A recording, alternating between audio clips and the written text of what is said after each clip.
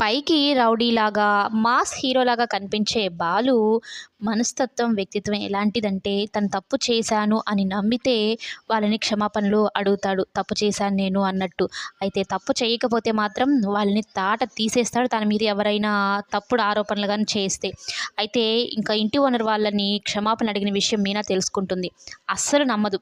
ఏంటి ఈ ముళ్ళ కంపగాడే క్షమాపణలు చెప్పడం నాకింకా ఆశ్చర్యంగా ఉంది అని అయితే అనుకుంటూ, సరేలే పొయ్యి ఒక్కసారి సారీ చెప్దామన్నట్టు బాలు దగ్గరికి వెళ్తుంది.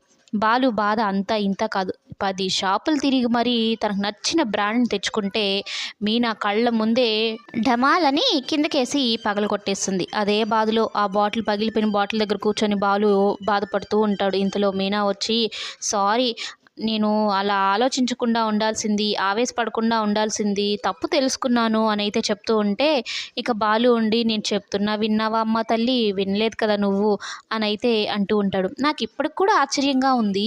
నువ్వు నిజంగానే సారీ చెప్పావు నేను నమ్మలేకపోతున్నాను అనైతే అంటూ ఉంటే, నువ్వెందుకు నమ్ముతావు? నువ్వు ఒక సీల్ రాకాసివి కదా!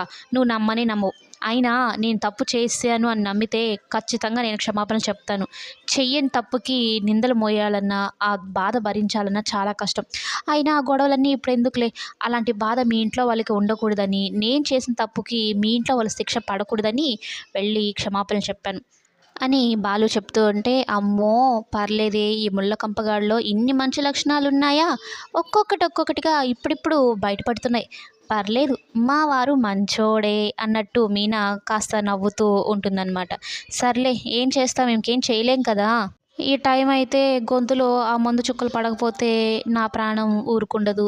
ఏం చేయాలో ఏమో ఈ రాత్రికంతా జాగారమే చేయాలి అన్నట్టు బాధపడుతుంటే బాలు బాధను చూడలేక మీనా ఊహించిన సర్ప్రైజ్ గిఫ్ట్ అయితే తనకు నచ్చిన గిఫ్టే ఇస్తుంది. భర్తని అర్థం చేసుకొని భర్తకి ఏం కావాలో అది తెలుసుకొని ఇచ్చిన మీనా అదుర్సే కదా! సూపర్ కదా అసలు! మీనా నువ్వు నిజంగానే సూపర్ బాలు విషయంలో.